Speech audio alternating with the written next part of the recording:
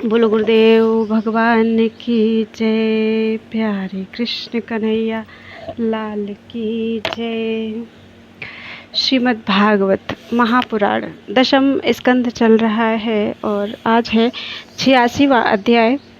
सुभद्रा हरण और भगवान का मिथिलापुरी में राजा जनक और श्रुतदेव ब्राह्मण के घर एक ही साथ जाना। राजा परीक्षित ने पूछा, भगवान, मेरे दादा अर्जुन ने भगवान श्री कृष्ण और बलराम जी की बहन सुभद्रा जी से, जो मेरी दादी थी, किस प्रकार विवाह किया? मैं यह जानने के लिए बहुत उत्सुक हूँ। श्री सुखदेव जी ने कहा, परीक्षित, एक बार अत्यंत शक्तिशाली अर्जुन तीर्थ यात्रा के लिए पृथ्वी पर विचरण करते हुए प्रभास क्षेत्र पहुँचे। वहाँ उन्होंने यह सुना कि बलराम जी मेरे मामा की पुत्री सुभद्रा का विवाह दुर्योधन के साथ करना चाहते हैं और वसुदेव श्री कृष्ण आदि उनसे इस विवाह में सहमत नहीं हैं। अब अर्जुन के मन में सुभद्रा को पाने की लालसा जग आई। वे त्रिदंडी वैष्णव का वेश धारण करके द्वारिका पहुँचे। अर्जुन सुभद्रा को प्राप्त करने के लिए वहाँ वर्षा काल में 4 महीने तक रहे। वहाँ पूर्ववासियों और बलराम जी ने उनका खूब सम्मान किया। उन्हें यह पता न चला कि ये अर्जुन हैं। एक दिन बलराम जी ने आतिथ्य के लिए उन्हें निमंत्रित किया और उनको वे अपने घर ले आए। त्रिदंडी वेशधारी अर्जुन को बलराम जी ने अत्यंत श्रद्धा के साथ भोजन सामग्री निवेदित की और उन्होंने बड़े प्रेम से भोजन किया। अर्जुन ने भोजन के समय वहाँ विवाह योग्य परम सुंदरी सुभद्रा को देखा। उसका सौंदर्य बड़े बड़े वीरों का मन हरने वाला था। अर्जुन के नेत्र प्रेम से प्रफुल्लित हो गए। उनका मन उसे पाने की आकांक्षा से क्षुब्ध हो गया और उन्होंने उसे पत्नी बनाने का दृढ़ निश्चय कर लिया। परीक्षित, तुम्हारे दादा अर्जुन भी बड़े ही सुंदर थे। उनके शरीर की गठन भावभंगी स्त्रियों का हृदय स्पर्श कर लेती थी। उन्हें देखकर सुभद्रा ने भी मन में उन्हीं को पति बनाने का निश्चय किया। वह तनिक मुस्कुराकर रजीली चितवन से उनकी ओर देखने लगी। उसने अपना हृदय उन्हें समर्पित कर दिया। अब अर्जुन केवल उसी का चिंतन करने लगे और इस बात का अवसर ढूंढने लगे कि इसे कब हार ले जाऊं। सुभद्रा को प्राप्त करने की उत्कट कामना से उनका चित्त चक्कर काटने लगा। उन्हें तनिक भी शांति नहीं मिलती थी। एक बार सुभद्रा जी देव दर्शन के लिए रथ पर सवार होकर द्वारिका दुर्ग से बाहर निकली। उसी समय महारथी अर्जुन ने देवकी, वसुदेव और श्री कृष्ण की अनुमति से सुभद्रा का हरण कर लिया। रथ पर सवार होकर वीर अर्जुन ने धनुष उठा लिया और जो सैनिक उन्हें रोकने के लिए आए उन्हें मार पीट कर भगा दिया। सुभद्रा के निज जन रोते चिल्लाते रह गए और अर्जुन जिस प्रकार सिंह अपना भाग लेकर चल देता है, वैसे ही सुभद्रा को लेकर चल पड़े। यह समाचार सुनकर बलराम जी बहुत बिगड़े। वे वैसे ही क्षुब्ध हो उठे जैसे पूर्णिमा के दिन समुद्र। परंतु भगवान श्री कृष्ण तथा अन्य सुहृद संबंधियों ने उनके पैर पकड़कर उन्हें बहुत कुछ समझाया बुझाया, तब वे शांत हुए। इसके बाद बलराम जी ने प्रसन्न होकर वर वधू के लिए बहुत सा धन सामग्री, हाथी, रथ, घोड़े और दास दासी दहेज में भेजे। श्री सुखदेव जी कहते हैं, परीक्षित, विदेह की राजधानी मिथिला में एक गृहस्थ ब्राह्मण थे। उनका नाम था श्रुतदेव। वे भगवान श्री कृष्ण के परम भक्त थे। वे एकमात्र भगवत भक्ति से ही पूर्ण मनोरथ, परम शांत, ज्ञानी और विरक्त थे। वे गृहस्थाश्रम में रहते हुए भी किसी प्रकार का उद्योग नहीं करते थे। जो कुछ मिल जाता उसी से अपना निर्वाह कर लेते थे। प्रारब्धवश प्रतिदिन उन्हें जीवन निर्वाह भर के लिए सामग्री मिल जाया करती थी, अधिक नहीं। वे उतने से ही संतुष्ट भी थे और अपने वर्णाश्रम के अनुसार धर्म पालन में तत्पर रहते थे। प्रिय परीक्षित, उस देश के राजा भी ब्राह्मण के समान ही भक्तिमान थे।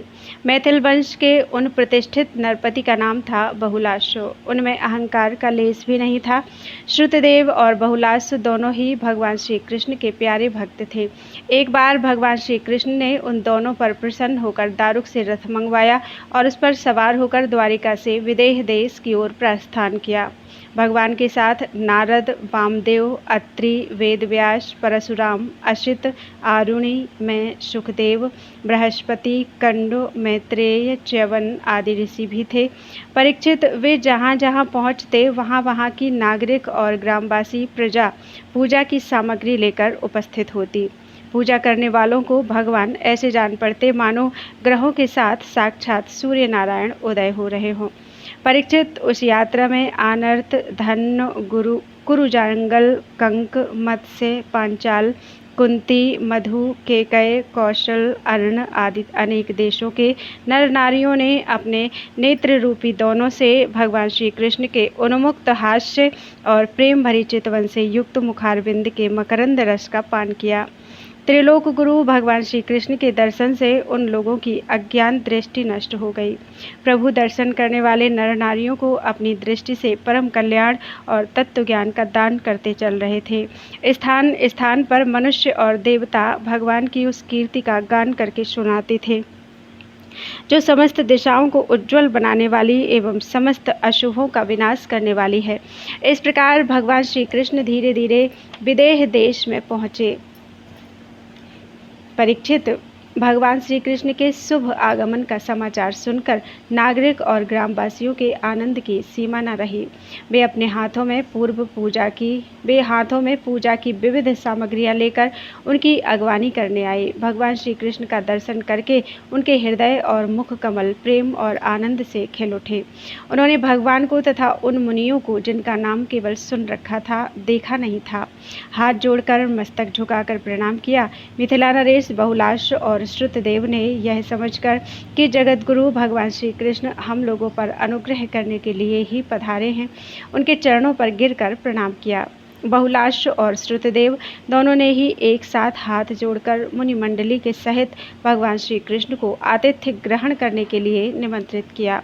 भगवान श्री कृष्ण दोनों की प्रार्थना स्वीकार करके दोनों को ही प्रसन्न करने के लिए एक ही समय पृथक पृथक रूप से दोनों के घर पधारे और यह बात एक दूसरे को मालूम नहीं हुई कि भगवान श्री कृष्ण मेरे घर के अतिरिक्त और कहीं भी जा रहे हैं।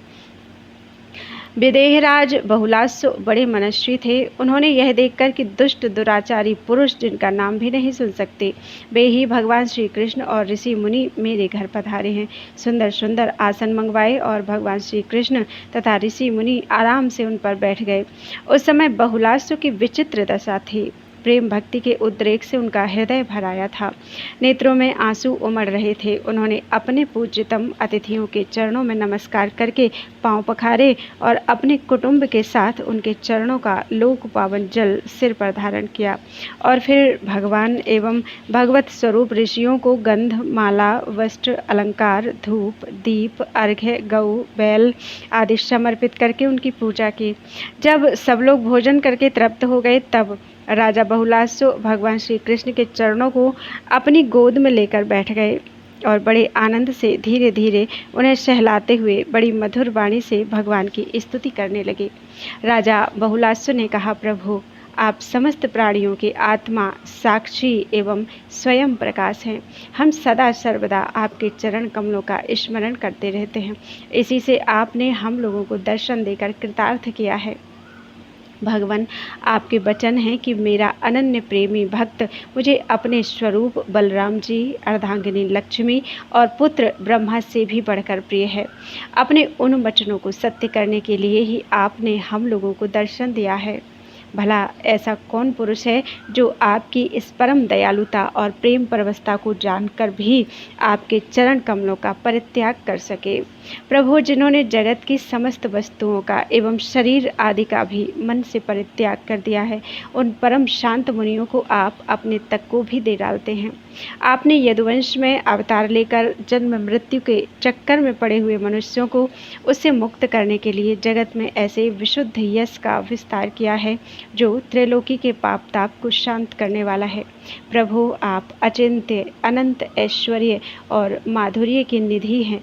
सबके चित्त को अपनी ओर आकर्षित करने के लिए आप सच्चिदानंद स्वरूप परब्रह्म हैं। आपका ज्ञान अनंत है। परम शांति का विस्तार करने के लिए आप ही नारायण ऋषि के रूप में तपस्या कर रहे हैं। मैं आपको नमस्कार करता हूँ। एक रस अनंत, आप कुछ दिनों तक मुनि मंडली के साथ हमारे यहाँ निवास कीजिए और अपने चरणों की धूल से इस निमि वंश को पवित्र कीजिए। परीक्षित, सबके जीवन दाता भगवान श्री कृष्ण राजा बहुलाश की यह प्रार्थना स्वीकार करके मिथिलावासी नर नारियों का कल्याण करते हुए कुछ दिनों तक वहीं रहे। प्रिय परीक्षित, जैसे राजा बहुलाशो भगवान श्री कृष्ण और मुनि मंडली के पधारने पर आनंदमग्न हो गए थे, वैसे ही श्रुतदेव ब्राह्मण भी भगवान श्री कृष्ण और मुनियों को अपने घर आया देखकर आनंद विह्वल हो गए। वे उन्हें नमस्कार करके अपने वस्त्र उछाल उछाल कर नाचने लगे। श्रुतदेव ने चटाई, पीढ़े और कुशासन बिछाकर उन पर भगवान श्री कृष्ण और मुनियों को बैठाया। स्वागत भाषण आदि के द्वारा उनका अभिनंदन किया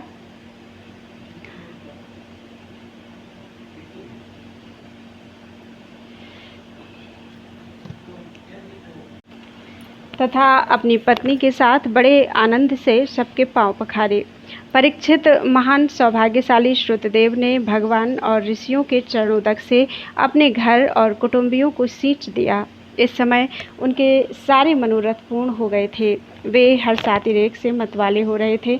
तदनंतर उन्होंने फल, गंध, खस से सुवासित निर्मल एवं मधुर जल, सुगंधित मिट्टी, तुलसी, कुश, कमल आदि अनायास प्राप्त पूजा सामग्री और सत्वगुण बढ़ाने वाले अन्न से सबकी आराधना की। उस समय श्रुतदेव जी मन ही मन तर्कना करने लगे कि मैं तो घर गृहस्थी के अंधेरे कुएं में गिरा हुआ हूँ, अभागा हूँ। मुझे भगवान श्री कृष्ण और उनके निवास स्थान ऋषि मुनियों का, जिनके चरणों की धूल ही समस्त तीर्थों को तीर्थ बनाने वाली है, समागम कैसे प्राप्त हो गया। जब सब लोग आतिथ्य स्वीकार करके आराम से बैठ गए, तब श्रुतदेव अपनी स्त्री, पुत्र तथा अन्य संबंधियों के साथ उनकी सेवा में उपस्थित हुए। वे भगवान श्री कृष्ण के चरण कमलों का स्पर्श करते हुए कहने लगे। श्रुतदेव ने कहा, प्रभु, आप व्यक्त अव्यक्त रूप, प्रकृति और जीव से परे पुरुषोत्तम हैं। मुझे आपने आज ही दर्शन दिया हो ऐसी बात नहीं है। आप तो तभी से सब लोगों से मिले हुए हैं जब से आपने अपनी शक्तियों के द्वारा इस जगत की रचना करके आत्मसत्ता के रूप से इसमें प्रवेश किया है। जैसे सोया हुआ पुरुष स्वप्नावस्था में अविद्यावश मन ही मन स्वप्न जगत की सृष्टि कर लेता है और उसमें स्वयं उपस्थित होकर अनेक रूपों में अनेक कर्म करता हुआ प्रतीत होता है, वैसे ही आपने अपने में ही अपनी माया से जगत की रचना कर ली है और अब इसमें प्रवेश करके अनेकों रूपों से प्रकाशित हो रहे हैं। जो लोग सर्वदा आपकी लीला कथा का श्रवण, कीर्तन तथा आपकी प्रतिमाओं का अर्चन वंदन करते हैं और आपस में आपकी ही चर्चा करते हैं, उनका हृदय शुद्ध हो जाता है और आप उसमें प्रकाशित हो जाते हैं। जिन लोगों का चित्त लौकिक, वैदिक आदि कर्मों की वासना से बहिर्मुख हो रहा है, उनके हृदय में रहने पर भी आप उनसे बहुत दूर हैं। किंतु जिन लोगों ने आपके गुणगान से अपने अंतःकरण को सद्गुण संपन्न बना लिया है, उनके लिए चित्त वृत्तियों से अग्राह्य होने पर भी आप अत्यंत निकट हैं। प्रभु, जो लोग आत्म तत्व को जानने वाले हैं, उनके आत्मा के रूप में ही आप स्थित हैं और जो शरीर आदि को ही अपना आत्मा मान बैठे हैं, उनके लिए आप अनात्मा को प्राप्त होने वाली मृत्यु के रूप में हैं। आप महत्तत्व आदि कार्य, द्रव्य और प्रकृति रूप कारण के नियामक हैं, शासक हैं। आपकी माया आपकी अपनी दृष्टि पर पर्दा नहीं डाल सकती, किंतु उसने दूसरों की दृष्टि को ढक रखा है।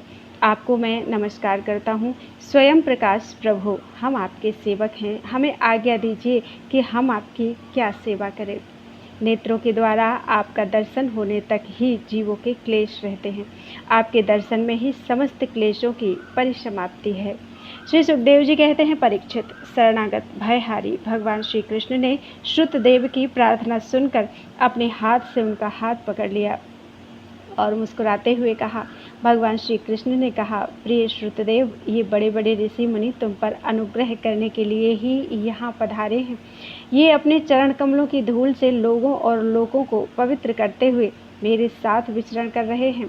देवता, पुण्य क्षेत्र और तीर्थ आदि तो दर्शन, स्पर्श, अर्चन आदि के द्वारा धीरे धीरे बहुत दिनों में पवित्र करते हैं, परंतु संत पुरुष अपनी दृष्टि से ही सबको पवित्र कर देते हैं। यही नहीं, देवता आदि में जो पवित्र करने की शक्ति है, वह भी उन्हें संतों की दृष्टि से ही प्राप्त होती है। श्रुतदेव जगत में ब्राह्मण जन्म से ही सब प्राणियों से श्रेष्ठ हैं। यदि वह तपस्या, विद्या, संतोष और मेरी उपासना, मेरी भक्ति से युक्त हो, तब तो कहना ही क्या है। मुझे अपना यह चतुर्भुज रूप भी ब्राह्मणों की अपेक्षा अधिक प्रिय नहीं है, क्योंकि ब्राह्मण सर्ववेदमय हैं और मैं सर्वदेवमय हूँ। दुर्बुद्धि मनुष्य इस बात को ना जानकर केवल मूर्ति आदि में ही पूज्य बुद्धि रखते हैं और गुणों में दोष निकालकर मेरे स्वरूप जगत गुरु ब्राह्मण का, जो कि उनका आत्मा ही है, तिरस्कार करते हैं। ब्राह्मण मेरा साक्षात्कार करके अपने चित्त में यह निश्चय कर लेता है कि यह चराचर जगत, इसके संबंध की सारी भावनाएं और इसके कारण प्रकृति, महत्तत्वादि सब के सब आत्मस्वरूप भगवान के ही रूप हैं। इसलिए श्रुतदेव, तुम इन ब्रह्मर्षियों को मेरा ही स्वरूप समझकर पूरी श्रद्धा से इनकी पूजा करो। यदि तुम ऐसा करोगे तब तो तुमने साक्षात अनायास ही मेरा पूजन कर लिया, नहीं तो बड़ी बड़ी बहुमूल्य सामग्रियों से भी मेरी पूजा नहीं हो सकती। श्री सुखदेव जी कहते हैं, परीक्षित, भगवान श्री कृष्ण का यह आदेश प्राप्त करके श्रुतदेव ने भगवान श्री कृष्ण और उन ब्रह्मर्षियों की एकात्म भाव से आराधना की तथा उनकी कृपा से वे भगवत स्वरूप को प्राप्त हो गए। राजा बहुलासु ने भी वही गति प्राप्त की। प्रिय परीक्षित, जैसे भक्त भगवान की भक्ति करते हैं, वैसे ही भगवान भी भक्तों की भक्ति करते हैं। वे अपने दोनों भक्तों को प्रसन्न करने के लिए कुछ दिनों तक मिथिलापुरी में रहे और उन्हें साधु पुरुषों के मार्ग का उपदेश करके वे द्वारिका लौट आए। बोलो वृंदावन बिहारी लाल की जय। 87वां अध्याय, वेद स्तुति। राजा परीक्षित ने पूछा, भगवान ब्रह्म कार्य और कारण से सर्वथा परे है। सत्व, रज और तम, ये तीनों गुण उसमें हैं ही नहीं। मन और वाणी से संकेत रूप में भी उसका निर्देश नहीं किया जा सकता। दूसरी ओर समस्त श्रुतियों का विषय गुण ही है। वे जिस विषय का वर्णन करती हैं उसके गुण, जाति, क्रिया अथवा रूढ़ि का ही निर्देश करती हैं। ऐसी स्थिति में श्रुतियाँ निर्गुण ब्रह्म का प्रतिपादन किस प्रकार करती हैं, क्योंकि निर्गुण वस्तु का स्वरूप तो उनकी पहुँच के परे है। श्री सुखदेव जी कहते हैं, परीक्षित, भगवान सर्वशक्तिमान और गुणों के निधान है। श्रुतियाँ स्पष्टतः सगुण का ही निरूपण करती हैं, परंतु विचार करने पर उनका तात्पर्य निर्गुण ही निकलता है। विचार करने के लिए ही भगवान ने जीवों के लिए बुद्धि, इंद्रिय, मन और प्राणों की सृष्टि की है। इनके द्वारा वे स्वेच्छा से अर्थ, काम, धर्म अथवा मोक्ष का अर्जन कर सकते हैं। प्राणों के द्वारा जीवन धारण, श्रवण आदि इंद्रियों के द्वारा महावाक्य आदि का श्रवण, मन के द्वारा मनन और बुद्धि के द्वारा निश्चय करने पर श्रुतियों के तात्पर्य निर्गुण स्वरूप का साक्षात्कार हो सकता है। इसलिए श्रुतियाँ सगुण का प्रतिपादन करने पर भी वस्तुतः निर्गुण परक हैं। ब्रह्म का प्रतिपादन करने वाली उपनिषद का यही स्वरूप है। इसे पूर्वजों के भी पूर्वज सनकादि ऋषियों ने आत्मनिश्चय के द्वारा धारण किया है। जो भी मनुष्य इसे श्रद्धापूर्वक धारण करता है वह बंधन के कारण समस्त उपाधियों, अनात्म भावों से मुक्त होकर अपने परम कल्याण स्वरूप परमात्मा को प्राप्त हो जाता है। इस विषय में मैं तुम्हें एक गाथा सुनाता हूँ। उस गाथा के साथ स्वयं भगवान नारायण का संबंध है। वह गाथा देवर्षि नारद और ऋषि श्रेष्ठ नारायण का संवाद है। एक समय की बात है, भगवान के प्यारे भक्त देवर्षि नारद जी विभिन्न लोकों में विचरण करते हुए सनातन ऋषि भगवान नारायण का दर्शन करने के लिए बद्रिकाश्रम गए। भगवान नारायण मनुष्यों के अभ्युदय, लौकिक कल्याण और परम निश्रेयस भगवत स्वरूप अथवा मोक्ष की प्राप्ति के लिए इस भारतवर्ष में कल्प के प्रारंभ से ही धर्म, ज्ञान और संयम के साथ साथ महान तपस्या कर रहे हैं। परीक्षित, एक दिन वे कलाप ग्रामवासी सिद्ध ऋषियों के बीच में बैठे हुए थे। उस समय नारद जी ने उन्हें प्रणाम करके बड़ी नम्रता से यही प्रश्न पूछा जो तुम मुझसे पूछ रहे हो। भगवान नारायण ने ऋषियों की उस भरी सभा में नारद जी को उनके प्रश्न का उत्तर दिया और वह कथा सुनाई जो पूर्वकालीन जनलोक निवासियों में परस्पर वेदों के तात्पर्य और ब्रह्म के स्वरूप के संबंध में विचार करते समय कही गई थी। भगवान नारायण ने कहा, नारद जी, प्राचीन काल की बात है। एक बार जनलोक में वहाँ रहने वाले ब्रह्मा के मानसपुत्र नैष्ठिक ब्रह्मचारी सनक, सनंदन, सनातन आदि परमर्षियों का ब्रह्मशत्र ब्रह्म विषयक विचार या प्रवचन हुआ था। उस समय तुम मेरी श्वेत द्वीपाधिपति अनिरुद्ध मूर्ति का दर्शन करने के लिए श्वेत द्वीप चले गए थे। उस समय वहाँ उस ब्रह्म के संबंध में बड़ी ही सुंदर चर्चा हुई थी, जिसके विषय में श्रुतियाँ भी मौन धारण कर लेती हैं। स्पष्ट वर्णन ना करके तात्पर्य रूप से लक्षित कराती हुई उसी में सो जाती हैं। उस ब्रह्मसत्र में यही प्रश्न उपस्थित किया गया था जो तुम मुझसे पूछ रहे हो। सनक, सनंदन, सनातन, सनत कुमार, ये चारों भाई शास्त्रीय ज्ञान, तपस्या और शील स्वभाव में समान हैं। उन लोगों की दृष्टि में शत्रु, मित्र और उदासीन एक से हैं। फिर भी उन्होंने अपने में से सनंदन को तो वक्ता बना लिया और शेष भाई सुनने के इच्छुक बनकर बैठ गए। सनंदन जी ने कहा, जिस प्रकार प्रातःकाल होने पर सोते हुए सम्राट को जगाने के लिए अनुजीवी बंदीजन उनके पास आते हैं और सम्राट के पराक्रम तथा सुयश का गान करके उसे जगाते हैं, वैसे ही जब परमात्मा अपने बनाए हुए संपूर्ण जगत को अपने में लीन करके अपनी शक्तियों के सहित सोए रहते हैं, तब प्रलय के अंत में श्रुतियाँ उनका प्रतिपादन करने वाले वचनों से उन्हें इस प्रकार जगाती हैं। श्रुतियाँ कहती हैं, अजित, आप ही सर्वश्रेष्ठ हैं, आप पर कोई विजय नहीं प्राप्त कर सकता। आपकी जय हो प्रभो, आप स्वभाव से ही समस्त ऐश्वर्यों से पूर्ण हैं, इसलिए चराचर प्राणियों को फंसाने वाली माया का नाश कर दीजिए। प्रभो, इस गुणमयी माया ने दोष के लिए जीवों के आनंदादिमय सहज स्वरूप का आच्छादन करके उन्हें बंधन में डालने के लिए ही सत्वादि गुणों को ग्रहण किया है। जगत में जितनी भी साधना, ज्ञान, क्रिया आदि शक्तियाँ हैं, वे उन सब को जगाने वाले आप ही हैं, इसलिए आपके मिटाए बिना यह माया मिट नहीं सकती। इस विषय में यदि प्रमाण पूछा जाए तो आपकी श्वासभूता श्रुतियाँ ही हम ही प्रमाण हैं। यद्यपि हम आपका स्वरूपतः वर्णन करने में असमर्थ हैं, परंतु जब कभी आप माया के द्वारा जगत की सृष्टि करके सगुण हो जाते हैं या उसको निषेध करके स्वरूप स्थिति की लीला करते हैं अथवा अपना सच्चिदानंद स्वरूप श्री विग्रह प्रकट करके क्रीड़ा करते हैं, तभी हम यत्किंचित आपका वर्णन करने में समर्थ होती हैं। इन श्लोकों पर श्री श्रीधर स्वामी ने बहुत सुंदर श्लोक लिखे हैं।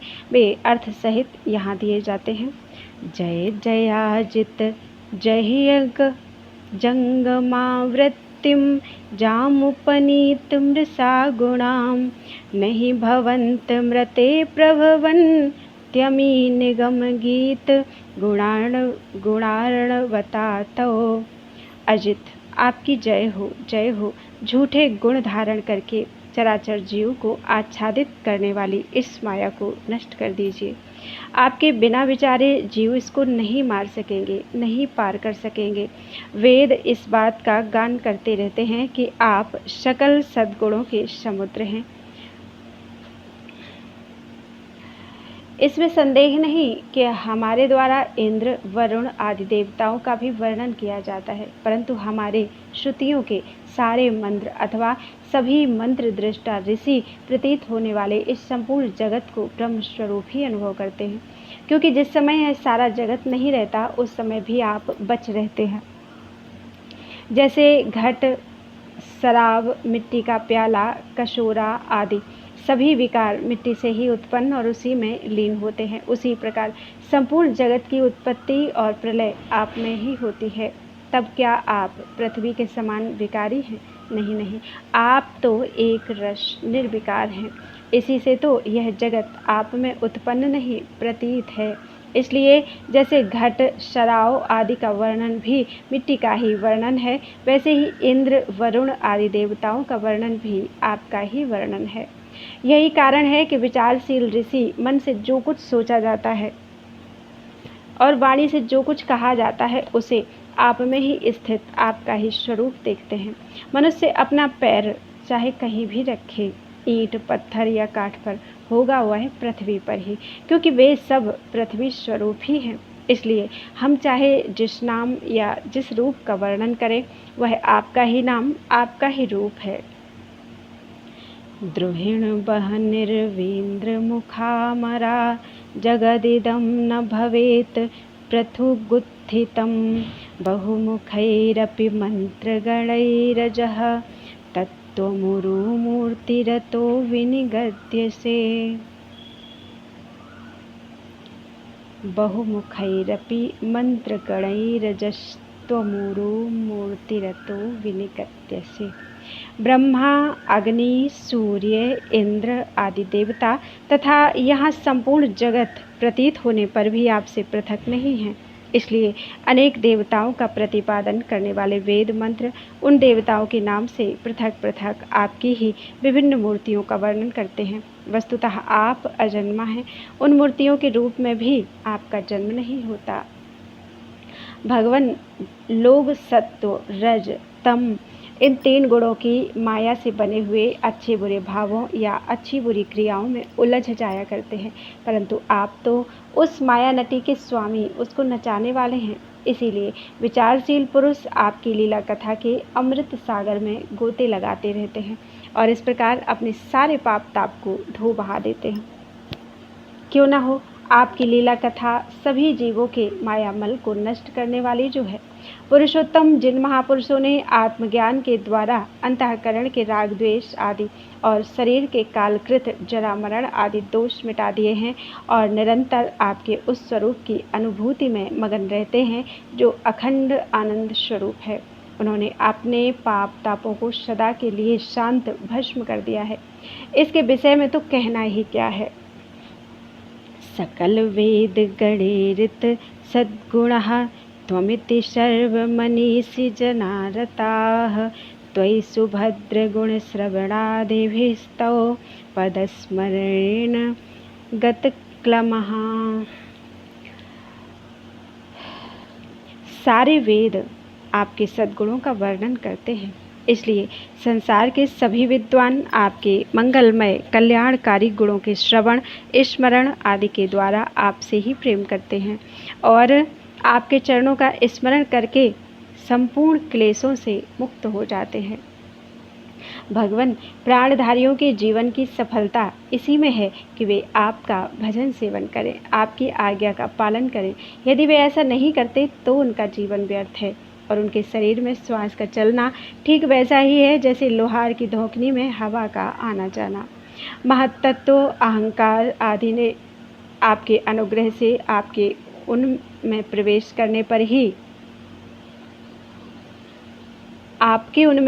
करने पर ही इस ब्रह्मांड की सृष्टि की है। अन्नमय, प्राणमय, मनोमय, विज्ञानमय और आनंदमय, इन 5 कोशों में पुरुष रूप से रहने वाले, उनमें मैं की स्फूर्ति करने वाले भी आप ही हैं। आपके ही अस्तित्व से उन कोशों के अस्तित्व का अनुभव होता है और उनके न रहने पर भी अंतिम अवधि रूप से आप विराजमान रहते हैं। इस प्रकार सब में अन्वित और सबकी अवधि होने पर भी आप असंग ही हैं, क्योंकि वास्तव में जो कुछ वृत्तियों के द्वारा अस्ति अथवा नास्ति के रूप में अनुभव होता है, उन समस्त कार्य कारणों से आप परे हैं। नेति के द्वारा इन सब का निषेध हो जाने पर भी आप ही शेष रहते हैं, क्योंकि आप उस निषेध के भी साक्षी हैं और वास्तव में आप ही एकमात्र सत्य हैं। इसलिए आपके भजन के बिना जीव का जीवन व्यर्थ ही है, क्योंकि वह इस महान सत्य से वंचित है। नरवपुः प्रतिपद्ये यदि त्वयि श्रवण वर्णन संस्मरणादिभिः नरहरे न भजन्ति निर्णामिदं द्रतिवदुच्छ्वसितं विफलं ततः। नरहरे, मनुष्य शरीर प्राप्त करके यदि जीव आपके श्रवण, वर्णन और संस्मरण आदि के द्वारा आपका भजन नहीं करते तो जीवों का श्वास लेना धौकनी के समान ही सर्वथा व्यर्थ है। ऋषियों ने आपकी प्राप्ति के लिए अनेकों मार्ग माने हैं। उनमें जो स्थूल दृष्टि वाले हैं वे मणिपूरक चक्र में अग्नि रूप से आपकी उपासना करते हैं। अरुण वंश के ऋषि समस्त नाड़ियों के निकलने के स्थान हृदय में आपके परम सूक्ष्म स्वरूप दहर ब्रह्म की उपासना करते हैं। प्रभु, हृदय से ही आपको प्राप्त करने का श्रेष्ठ मार्ग सुषुम्ना नाड़ी ब्रह्मरंध्र तक गई है। जो पुरुष उस ज्योतिर्मय मार्ग को प्राप्त कर लेता है और उसे ऊपर की ओर बढ़ता है, वह फिर जन्म मृत्यु के चक्कर में नहीं पड़ता। उदरादिषु यः पुंसां चिन्तितो मुनिवर्त्मभिः हन्ति मृत्युभयं देवो हृदगतं तमुपास्महे। भगवान, आपने ही देवता, मनुष्य और पशु पक्षी आदि योनियां बनाई हैं। सदा सर्वदा सब रूपों में आप ही हैं, इसलिए कारण रूप से प्रवेश ना करने पर भी आप ऐसे जान पड़ते हैं मानो उसमें प्रविष्ट हुए हों। साथ ही विभिन्न आकृतियों का अनुकरण करके कहीं उत्तम तो कहीं अधम रूप से प्रतीत होते हैं। जैसे आग छोटी बड़ी लकड़ियों और कर्मों के अनुसार प्रचुर अथवा अल्प परिमाण में या उत्तम अधम रूप में प्रतीत होती है, इसलिए संत पुरुष लौकिक पारलौकिक कर्मों की दुकानदारी से, उनके फलों से विरक्त हो जाते हैं और अपनी निर्मल बुद्धि से सत्य असत्य, आत्मा अनात्मा को पहचान कर जगत के झूठे रूपों में नहीं फंसते। आपके सर्वत्र एक रस समभाव से स्थित सत्य स्वरूप का साक्षात्कार करते हैं। स्वनिर्मितेषु कार्येषु तारतम्य विवर्जितं सर्वानुस्यूत सन्मात्रं भगवन्तं भजामहे।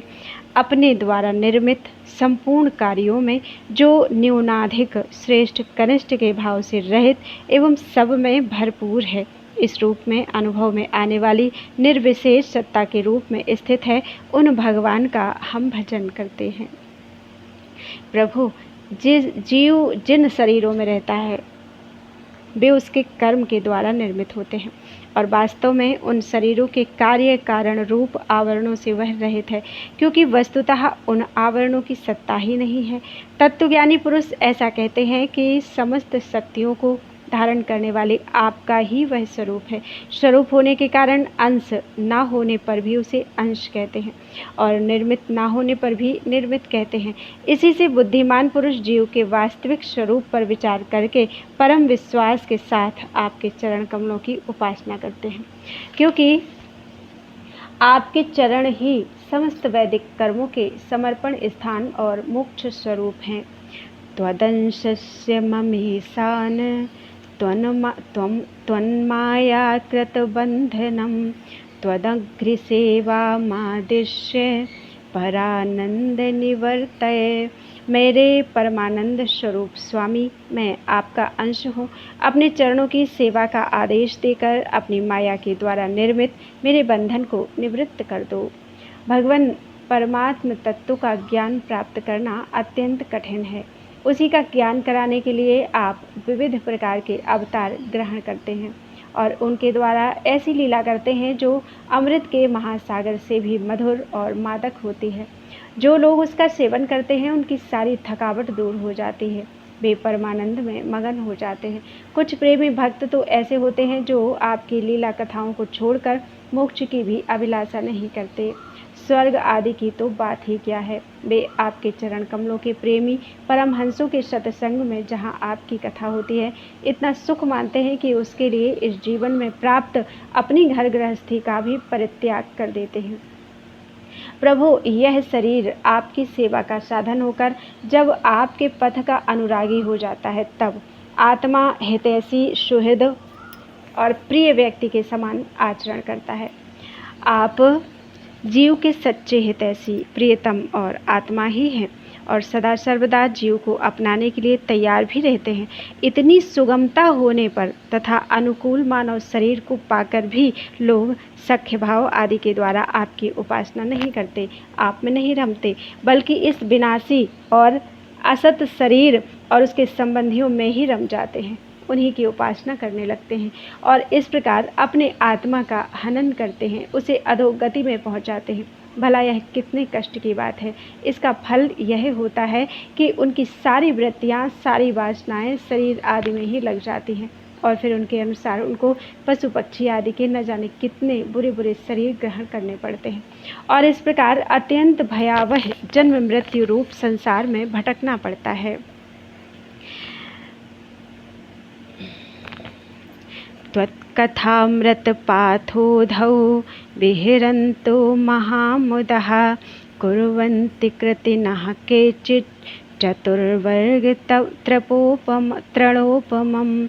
कोई कोई विरले शुद्ध अंतःकरण महापुरुष आपके अमृतमय कथा समुद्र में विहार करते हुए परमानंद में मगन रहते हैं और धर्म अर्थ काम मोक्ष इन चारों पुरुषार्थों को तृण के समान तुच्छ बना देते हैं। त्वय्यात्मनि जगन्नाथे मन्मनोरमतामिह कदा ममेदृशं जन्म मानुषं संभविष्यति। आप जगत के स्वामी हैं और अपनी आत्मा ही हैं। इस जीवन में ही मेरा मन आप में रम जाए। मेरे स्वामी, मेरा ऐसा सौभाग्य कब होगा जब मुझे इस प्रकार का मनुष्य जन्म प्राप्त होगा। प्रभु, बड़े बड़े विचारशील योगी यति अपने प्राण मन और इंद्रियों को वश में करके दृढ़ योगाभ्यास के द्वारा हृदय में आपकी उपासना करते हैं, परंतु आश्चर्य की बात तो यह है कि उन्हें जिस पदवी की प्राप्ति होती है उसी की प्राप्ति उन शत्रुओं को भी हो जाती है जो आपसे बैरभाव रखते हैं, क्योंकि स्मरण तो वे भी करते ही हैं। कहाँ तक कहें भगवान, वे स्त्रियां जो अज्ञानवश आपको परिच्छिन्न मानती हैं और आपकी शेषनाग के समान मोटी लंबी तथा सुकुमार भुजाओं के प्रति काम भाव से आसक्त रहती हैं, जिस परम पद को प्राप्त करती हैं वही पद हम श्रुतियों को भी प्राप्त होता है।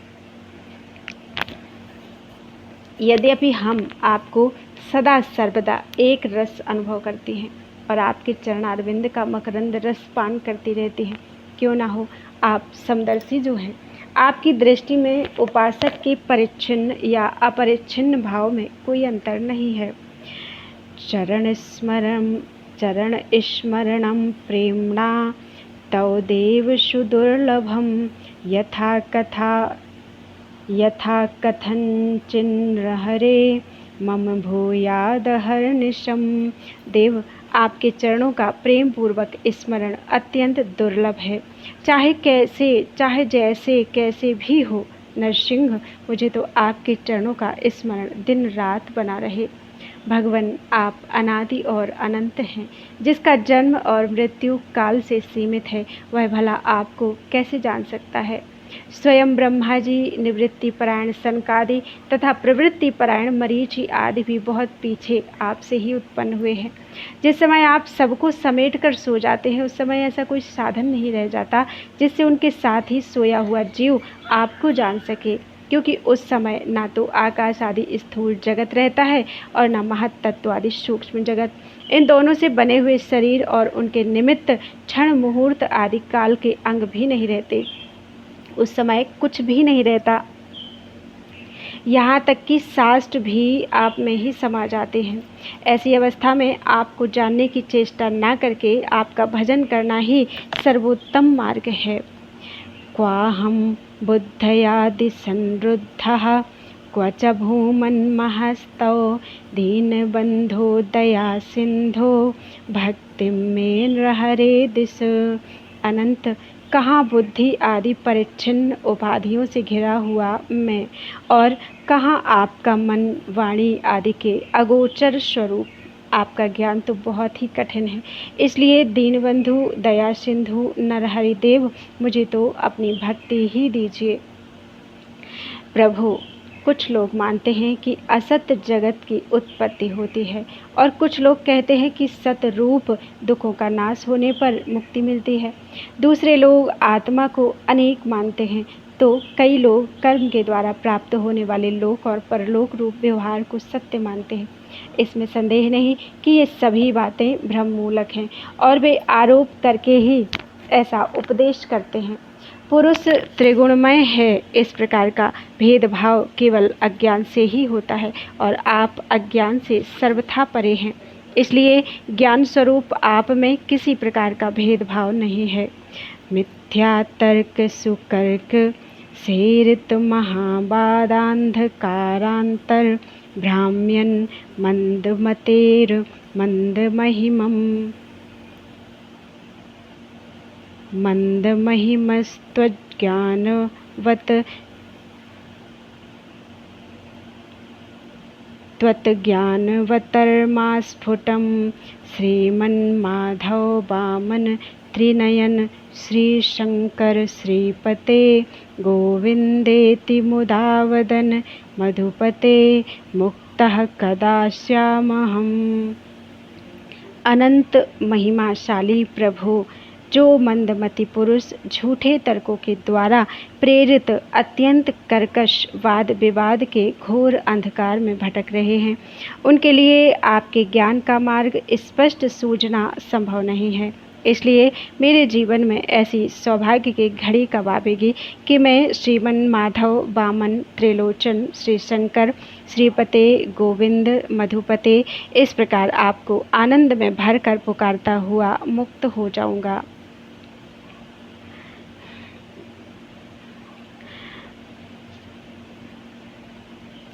यह त्रिगुणात्मक जगत मन की कल्पना मात्र है। केवल यही नहीं, परमात्मा और जगत से पृथक प्रतीत होने वाला पुरुष भी कल्पना मात्र ही है। इस प्रकार वास्तव में असत होने पर भी अपने सत्य अधिष्ठान आपकी सत्ता के कारण यह सत्य सा प्रतीत हो रहा है। इसलिए भोक्ता भोग्य और दोनों के संबंध को सिद्ध करने वाली इंद्रियां आदि जितना भी जगत है सबको आत्मज्ञानी पुरुष आत्म रूप से सत्य ही मानते हैं।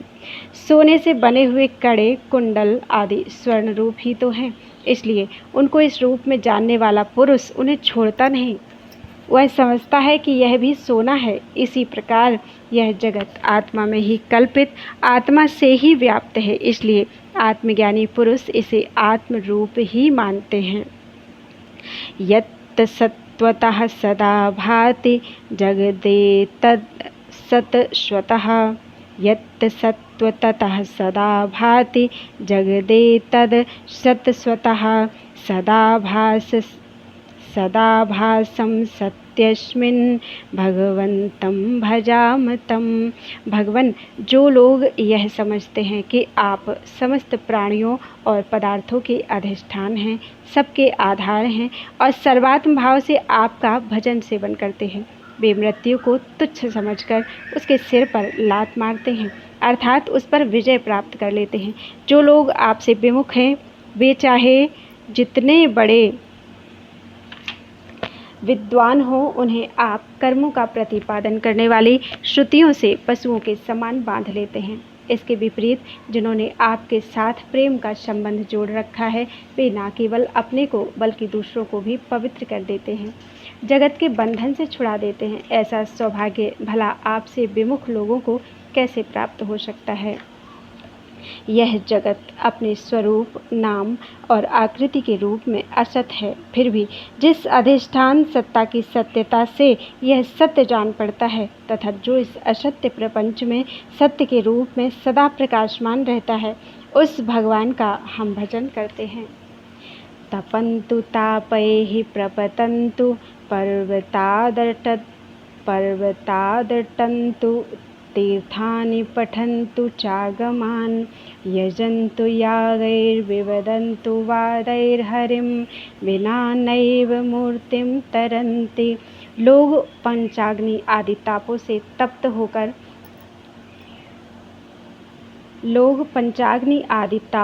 तप्त हों, पर्वत से गिरकर आत्मघात कर ले, तीर्थों का पर्यटन करें, वेदों का पाठ करें, यज्ञों के द्वारा यजन करें अथवा भिन्न भिन्न मतवादों के द्वारा आपस में विवाद करें, परंतु भगवान के बिना इस मृत्युमय संसार सागर से पार नहीं जाते।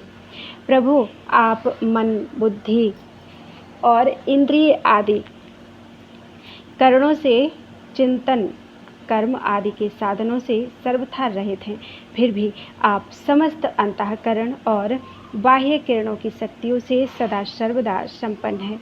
आप स्वतः सिद्ध ज्ञानवान स्वयं प्रकाश हैं, अतः कोई काम करने के लिए आपको इंद्रियों की आवश्यकता नहीं है। जैसे छोटे छोटे राजा अपनी अपनी प्रजा से कर लेकर स्वयं अपने सम्राट को कर देते हैं, वैसे ही मनुष्यों के पूज्य देवता और देवताओं के पूज्य ब्रह्मा आदि भी अपने अधिकृत प्राणियों से पूजा स्वीकार करते हैं। और माया के अधीन होकर आपकी पूजा करते रहते हैं। वे इस प्रकार आपकी पूजा करते हैं कि आपने जहाँ जो कर्म करने के लिए उन्हें नियुक्त कर दिया है, वे आपसे भयभीत रहकर वह काम करते रहते हैं। अग्निन्द्रियोऽपि यो देवः सर्वकारक शक्तिधृक् सर्वज्ञः सर्वकर्ता च सर्वसेव्यं नमामि तम्। नित्य मुक्त आप मायातीत हैं, फिर भी जब अपने एक क्षण मात्र से, संकल्प मात्र से माया के साथ क्रीड़ा करते हैं, तब आपका संकेत पाते ही जीवों के सूक्ष्म शरीर और उनके सुप्त कर्म संस्कार जग जाते हैं और चराचर प्राणियों की उत्पत्ति होती है। प्रभु आप परम दयालु हैं। आकाश के समान सब में सम होने के कारण ना तो कोई आपका अपना है और ना तो पराया। वास्तव में तो आपके स्वरूप में मन और वाणी की गति ही नहीं है। आप में कार्य कारण रूप प्रपंच का अभाव होने से बाह्य दृष्टि से आप शून्य के समान ही जान पड़ते हैं, परंतु उस दृष्टि के भी अधिष्ठान होने के कारण आप परम सत्य हैं। त्वदीक्षणवश क्षोभ माया बोधित कर्मभिः जातान् संसरतः खिन्नान् नहरे पाहि नः पितः। नरसिंह, आपके सृष्टि संकल्प से क्षुब्ध होकर माया ने कर्मों को जागृत कर दिया है। उन्हीं के कारण हम लोगों का जन्म हुआ और अब आवागमन के चक्कर में भटक कर हम दुखी हो रहे हैं। पिताजी, आप हमारी रक्षा कीजिए। भगवान, आप नित्य एक रस हैं। यदि जीव असंख्य हों और सब के सब नित्य एवं सर्वव्यापक हों, तब तो वे आपके समान ही हो जाएंगे। उस हालत में वे शासित हैं और आप शासक, यह बात बन नहीं सकती, और तब आप उनका नियंत्रण कर ही नहीं सकते। उनका नियंत्रण आप तभी कर सकते हैं जब वे आपसे उत्पन्न एवं आपकी अपेक्षा न्यून हों। इसमें संदेह नहीं कि ये सब के सब जीव तथा इनकी एकता या विभिन्नता आपसे ही उत्पन्न हुई है, इसलिए आप उनमें कारण रूप से रहते हुए भी उनके नियामक हैं। वास्तव में आप उनमें सम रूप से स्थित हैं, परंतु यह जाना नहीं जा सकता कि आपका वह स्वरूप कैसा है, क्योंकि जो लोग ऐसा समझते हैं कि हमने जान लिया, उन्होंने वास्तव में आपको नहीं जाना। उन्होंने तो केवल अपनी बुद्धि के विषय को जाना है जिससे आप परे हैं, और साथ ही मति के द्वारा जितनी वस्तुएं जानी जाती हैं वे मतियों की भिन्नता के कारण भिन्न भिन्न होती हैं। इसलिए उनकी दुष्टता एक मत के साथ दूसरे मत का विरोध प्रत्यक्ष ही है। अतएव आपका स्वरूप समस्त मतों के परे है। अंतर्यंता सर्वलोकस्य गीता श्रुत्या युक्त्या चैव मे वावशेयः यः सर्वज्ञः सर्वशक्तिर्नृसिंहः श्रीमन्तं तं चेतसैवावलम्बे। श्रुति ने समस्त दृश्य प्रपंच के अंतर्यामी के रूप में जिनका गान किया है, और युक्ति से भी वैसा ही निश्चय होता है। जो सर्वज्ञ, सर्वशक्ति और नरसिंह पुरुषोत्तम है, उन्हीं सर्व सौंदर्य माधुर्य निधि का, प्रभु का मैं मन ही मन आश्रय ग्रहण करता हूँ। स्वामिन, जीव आपसे उत्पन्न होता है, यह कहने का ऐसा अर्थ नहीं है कि आप परिणाम के द्वारा जीव बनते हैं। सिद्धांत तो यह है कि प्रकृति और पुरुष दोनों ही अजन्मा हैं, अर्थात उनका वास्तविक स्वरूप जो आप हैं कभी मृत्यु के अंदर उतरता नहीं, जन्म नहीं लेता। तब प्राणियों का जन्म कैसे होता है? अज्ञान के कारण प्रकृति को पुरुष और पुरुष को प्रकृति समझ लेने से, एक का दूसरे के साथ संयोग हो जाने से, जैसे बुलबुला नाम की कोई स्वतंत्र वस्तु नहीं है, परंतु उपादान कारण जल और निमित्त कारण वायु के संयोग से उसकी सृष्टि हो जाती है। बुलबुले की प्रकृति में पुरुष और पुरुष में प्रकृति का अध्यास एक में दूसरे की कल्पना हो जाने के कारण ही जीवों के विविध नाम और गुण रख लिए जाते हैं। अंत में जैसे समुद्र में नदियाँ और मधु में समस्त पुष्पों के रस समा जाते हैं, वैसे ही वे सब के सब उपाधि रहित आप में समा जाते हैं। इसलिए जीवों की भिन्नता और उनका पृथक अस्तित्व आपके द्वारा नियंत्रित है। उनकी पृथक स्वतंत्रता और सर्वव्यापकता आदि वास्तविक सत्य को न जानने के कारण ही मानी जाती है। यस्मिन्नुद्यत विलयमपि यद् भाति विश्वं लयादौ जीवोपेतं गुरुकरुणया केवलात्मावबोधे अत्यन्तान्तं व्रजति सहसा सिन्धुवत् सिन्धुमध्ये मध्ये चित्तं त्रिभुवन गुरुं भावयेतं नृसिंहम्। जीवों के सहित यह संपूर्ण विश्व जिनमें उदय होता है और सुसुप्ति आदि अवस्थाओं में विलय को प्राप्त होता है तथा भान होता है। गुरुदेव की करुणा प्राप्त होने पर जब शुद्ध आत्मा का ज्ञान होता है तब समुद्र में नदी के समान सहसा यह जिनमें आत्यंतिक प्रलय को प्राप्त हो जाता है, उन्हीं त्रिभुवन गुरु नरसिंह भगवान की मैं अपने हृदय में भावना करता हूँ।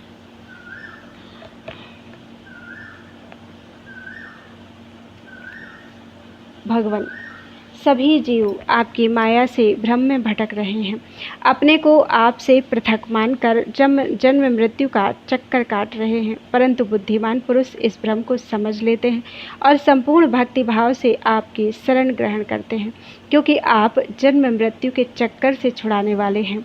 यद्यपि शीत, ग्रीष्म और वर्षा इन 3 भागों वाला काल चक्र आपका भ्रू विलास मात्र है, वह सभी को भयभीत करता है, परंतु वह उन्हीं को बार बार भयभीत करता है जो आपकी शरण नहीं लेते। जो आपके शरणागत भक्त हैं, उन्हें भला जन्म मृत्यु रूप संसार का भय कैसे हो सकता है। संसार चक्र क्रकचैर विदीर्ण मुदीर्ण नाना भवताप तप्तम्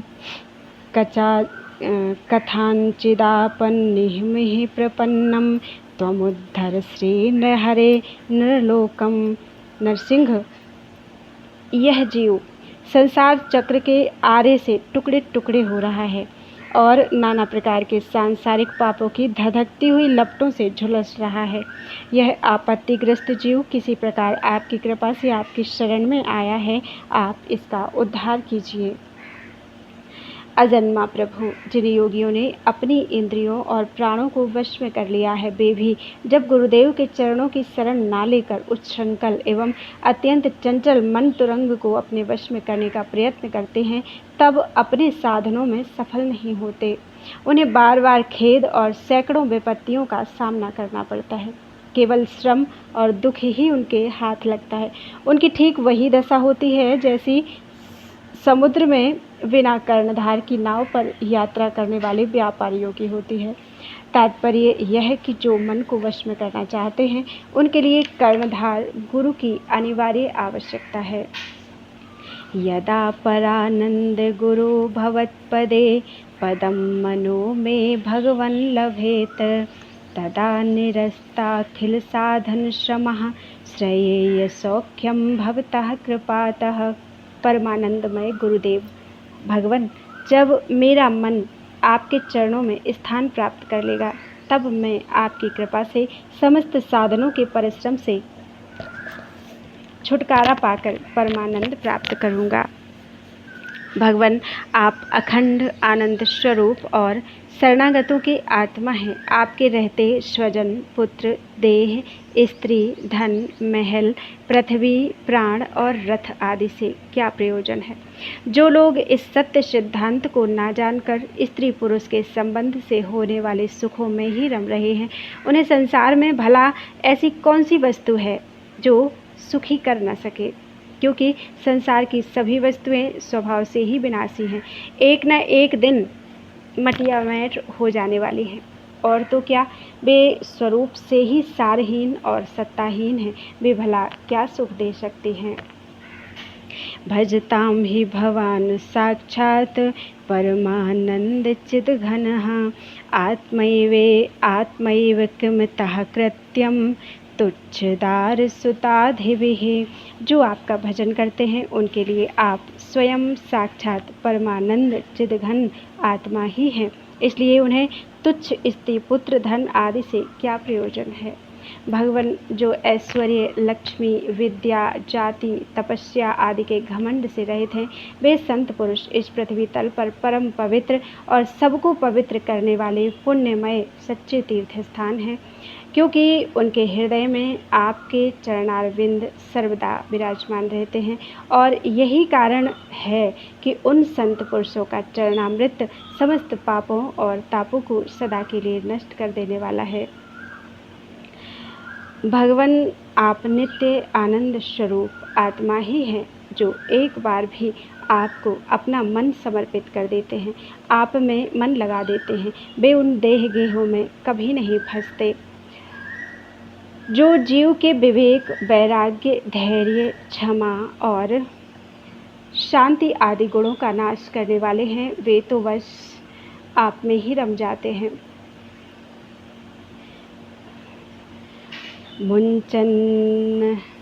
मुञ्चन्नंग तदंग संगम निशं त्वामेव संचिन्तयन् सन्तः सन्ति यतो यतो गतमदास्तानाश्रमानावसन् नित्यं तन्मुखपङ्कजाद् विगलित तत्त्वपुण्यगाथामृतं श्रोतः संप्लव संप्लुतो नरहरे न श्यामहं देहभृत।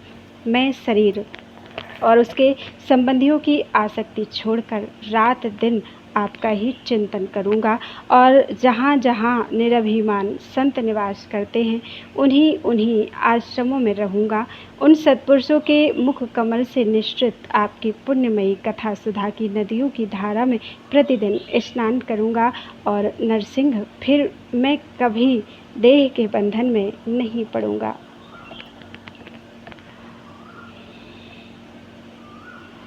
भगवान, जैसे मिट्टी से बना हुआ घड़ा मिट्टी रूप ही होता है, वैसे ही सत्य से बना हुआ जगत भी सत्य ही है। यह बात युक्ति संगत नहीं है, क्योंकि कारण और कार्य का निर्देश ही उनके भेद का द्योतक है। यदि केवल भेद का निषेध करने के लिए ही ऐसा कहा जाता है, तो पिता और पुत्र में, दंड और घटनाश में कार्य कारण भाव होने पर भी वे एक दूसरे से भिन्न हैं। इस प्रकार कार्य कारण की एकता सर्वत्र एक सी नहीं देखी जाती। यदि कारण शब्द से निमित्त कारण ना लेकर केवल उपादान कारण लिया जाए, जैसे कुंडल का सोना, तो भी कहीं कहीं कार्य की असत्यता प्रमाणित होती है। जैसे रस्सी में सांप, यहाँ उपादान कारण के सत्य होने पर भी उसका कार्य सर्वथा असत्य है। यदि यह कहा जाए कि प्रतीत होने वाले सर्प का उपादान कारण केवल रस्सी नहीं है, उसके साथ अविद्या का भ्रम का मेल भी है, तो यह समझना चाहिए कि अविद्या और सत वस्तु के संयोग से ही इस जगत की उत्पत्ति हुई है। इसलिए जैसे रस्सी में प्रतीत होने वाला सर्प मिथ्या है, वैसे ही सतवस्तु में अविद्या के संयोग से प्रतीत होने वाला नाम रूपात्मक जगत भी मिथ्या है। यदि केवल व्यवहार की सिद्धि के लिए ही जगत की सत्ता अभीष्ट हो, तो उसमें कोई आपत्ति नहीं, क्योंकि वह पारमार्थिक सत्य ना होकर केवल व्यवहारिक सत्य है। यह भ्रम व्यवहारिक जगत में माने हुए काल की दृष्टि से अनादि है, और अज्ञानी जन बिना विचार किए पूर्व के भ्रम से प्रेरित होकर अंध परंपरा से इसे मानते चले आ रहे हैं। ऐसी स्थिति में कर्मफल को सत्य बतलाने वाली श्रुतियाँ केवल उन्हीं लोगों को भ्रम में डालती हैं जो कर्म में जड़ हो रहे हैं, और यह नहीं समझते कि इनका तात्पर्य कर्मफल की नित्यता बतलाने में नहीं, बल्कि उनकी प्रशंसा करके उन कर्मों में लगाने में है। उद्भूतं भवतः सतोऽपि भुवनं सन्नैव सर्पः सृजः कुर्वत् कार्यमपीह कूटकनकं वेदोऽपि नैवं परः अद्वैतं तौ सत्परं तु परमानन्दं पदं तन्मुदा वन्दे सुन्दरमिन्दिरानुत हरे मामुञ्च मामानतम्। भगवान, वास्तविक बात तो यह है कि यह जगत उत्पत्ति के पहले नहीं था और प्रलय के बाद नहीं रहेगा। इससे यह सिद्ध होता है कि यह बीच में भी एक रस परमात्मा में मिथ्या ही प्रतीत हो रहा है। इसी से हम श्रुतियाँ इस जगत का वर्णन ऐसी उपमा देकर करती हैं कि जैसे मिट्टी में घड़ा, लोहे में शस्त्र और सोने में कुंडल आदि नाम मात्र हैं, वास्तव में मिट्टी, लोहा और सोना ही है। वैसे ही परमात्मा में वर्णित जगत नाम मात्र है, सर्वथा मिथ्या और मन की कल्पना है। इसे नासमझ मूर्ख ही सत्य मानते हैं। मुकुट कुंडल कंकण किंकिणी परिणतं कनकं परमार्थतः महद अहंकृतिक प्रमुखम तथा नरहरे न परम परमार्थतः। सोना, मुकुट, कुंडल, कंकण और किंकड़ी के रूप में परिणत होने पर भी वस्तुतः सोना ही है। इसी प्रकार नरसिंह महत्तत्व, अहंकार और आकाश, वायु आदि के रूप में उपलब्ध होने वाला यह संपूर्ण जगत वस्तुतः आपसे भिन्न नहीं है। भगवान, जब जीव माया से मोहित होकर अविद्या को अपना लेता है, उस समय उसके स्वरूप भूत आनंद आदि गुण ढक जाते हैं। वह गुणजन्य वृत्तियों, इंद्रियों और देहों में फंस जाता है तथा उन्हीं को अपना आपा मानकर उनकी सेवा करने लगता है। अब उसकी जन्म मृत्यु में अपनी जन्म मृत्यु मानकर उनके चक्कर में पड़ जाता है।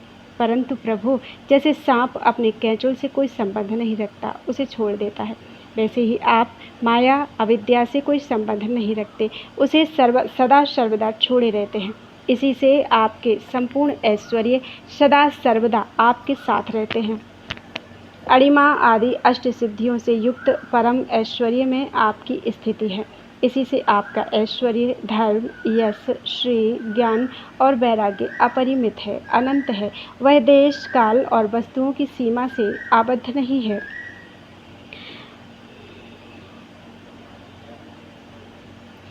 नृत्यन्ति तौ वीक्षणाङ्गणगता कालस्वभावादिभिर्भावान् सत्त्वरजसतमोगुणमयानुन्मीलयन्ति बहून्।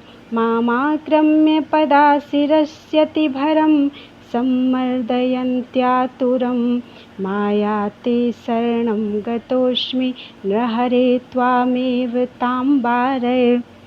प्रभु, आपकी यह माया आपकी दृष्टि के आंगन में आकर नाच रही है और काल, स्वभाव आदि के द्वारा सत्वगुणी, रजोगुणी और तमोगुणी अनेकानेक भावों का प्रदर्शन कर रही है।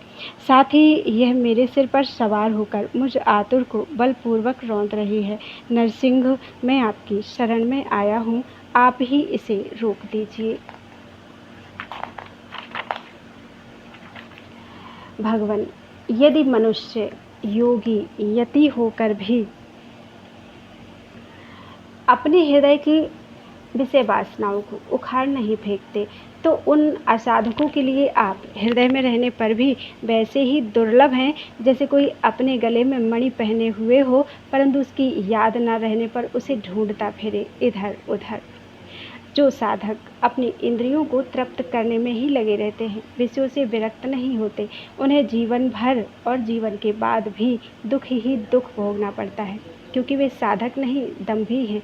एक तो अभी उन्हें मृत्यु से छुटकारा नहीं मिला है, लोगों को रिझाने, धन कमाने आदि के क्लेश उठाने पड़ रहे हैं, और दूसरे आपका स्वरूप न जानने के कारण अपने कर्म धर्म का उल्लंघन करने से परलोक में नरक आदि प्राप्त होने का भय भी बना ही रहता है। दम्भन्यासमिषेण वंचित जन्म भोगैक चिंतातुरं सम्मोहान्तं अहर्निशं विरचितोद्योग क्लेमैराकुलम् आज्ञालङ्घनमज्ञम् अज्ञजनता सम्मानना सन्मदं दीनानाथ दयानिधान परमानंद प्रभो पाहि माम। प्रभु, मैं दंभपूर्ण संन्यास के बहाने लोगों को ठग रहा हूँ। एकमात्र भोग की चिंता से ही आतुर हूँ तथा रात दिन नाना प्रकार के उद्योगों की रचना की थकावट से व्याकुल तथा बेशुद्ध हो रहा हूँ। मैं आपकी आज्ञा का उल्लंघन करता हूँ, अज्ञानी हूँ और अज्ञानी लोगों के द्वारा प्राप्त सम्मान से मैं संत हूँ ऐसा घमंड कर बैठा हूँ। दीनानाथ, दयानिधान, परमानंद, मेरी रक्षा कीजिए। भगवान, आपके वास्तविक स्वरूप को जानने वाला पुरुष आपके दिए हुए पुण्य और पाप कर्मों के फल, सुख एवं दुख को नहीं जानता, नहीं भोगता। वह भोग्य और भोक्तापन के भाव से ऊपर उठ जाता है। उस समय विधि निषेध के प्रतिपादक शास्त्र भी उससे निवृत्त हो जाते हैं, क्योंकि वे देहाभिमानियों के लिए हैं। उनकी ओर तो उसका ध्यान ही नहीं जाता। जिसे आपके स्वरूप का ज्ञान नहीं हुआ है, वह भी यदि प्रतिदिन आपकी प्रत्येक युग में की हुई लीलाओं, गुणों का गान सुन सुनकर उनके द्वारा आपको अपने हृदय में बैठा लेता है, तो अनंत अचिंत्य दिव्य गुणगणों के निवास स्थान प्रभु, आपका वह प्रेमी भक्त भी पाप पुण्यों के फल, सुख दुखों और विधि निषेधों से अतीत हो जाता है, क्योंकि आप ही उनकी मोक्ष स्वरूप गति हैं। परंतु इन ज्ञानी और प्रेमियों को छोड़कर और सभी शास्त्र बंधन में हैं तथा वे उसका उल्लंघन करने पर दुर्गति को प्राप्त होते हैं। अवगमम तव में दिस माधव स्फुरति यन्न सुखा सुख संग महा श्रवण वर्णन भावमथापि वा न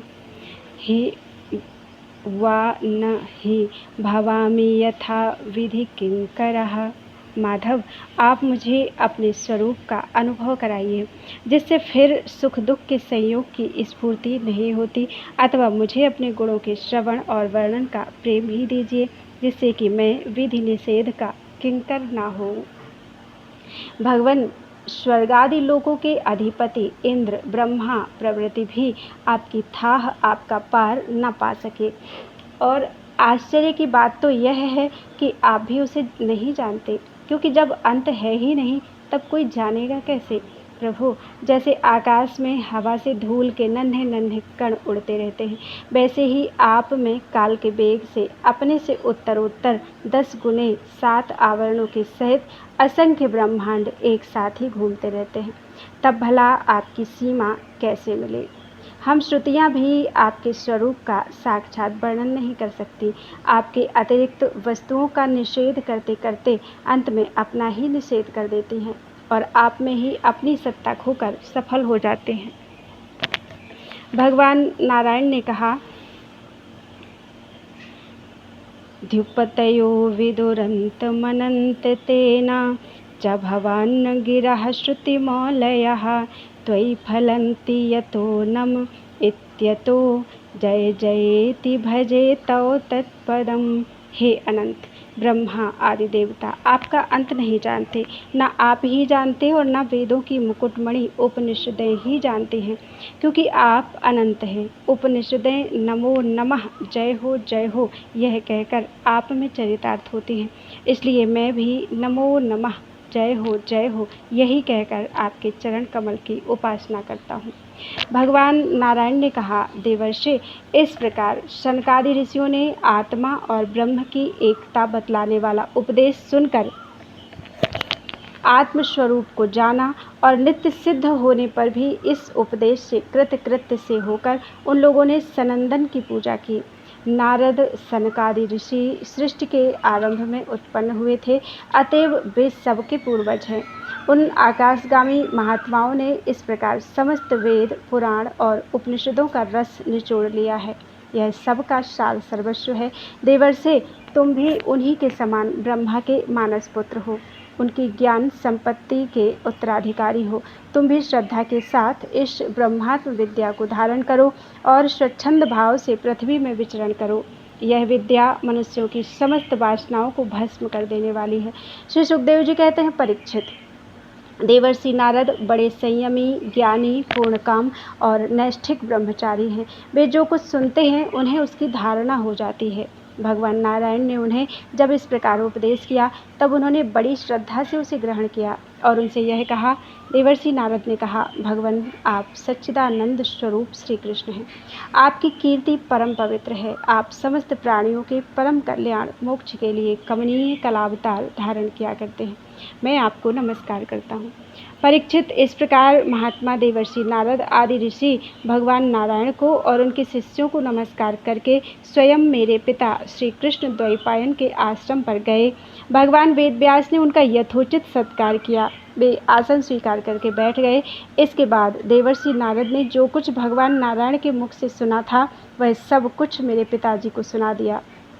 राजन, इस प्रकार मैंने तुम्हें बतलाया कि मन वाणी से अगोचर और समस्त प्राकृत गुणों से रहित परब्रह्म परमात्मा का वर्णन श्रुतियाँ किस प्रकार करती हैं और उसमें मन का कैसे प्रवेश होता है, यही तो तुम्हारा प्रश्न था। परीक्षित, भगवान ही इस विश्व का संकल्प करते हैं तथा उसके आदि मध्य और अंत में स्थित रहते हैं। वे प्रकृति और जीव दोनों के स्वामी हैं। उन्होंने ही इसकी सृष्टि करके जीव के साथ इसमें प्रवेश किया है और शरीरों का निर्माण करके वे ही उनका नियंत्रण करते हैं। जैसे गाढ़ निद्रा सुषुप्ति में मगन पुरुष अपने शरीर का अनुसंधान छोड़ देता है, वैसे ही भगवान को पाकर यह जीव माया से मुक्त हो जाता है। भगवान ऐसे विशुद्ध केवल चिन्मात्र तत्व हैं कि उनमें जगत के कारण माया अथवा प्रकृति का रत्ती भर भी अस्तित्व नहीं है। वे ही वास्तव में अभय स्थान है। उनका चिंतन निरंतर करते रहना चाहिए। बोलो वृंदावन बिहारी लाल की जय। त्वदीयं वस्तु गोविंदम तुभ्यमेव समर्पितम्।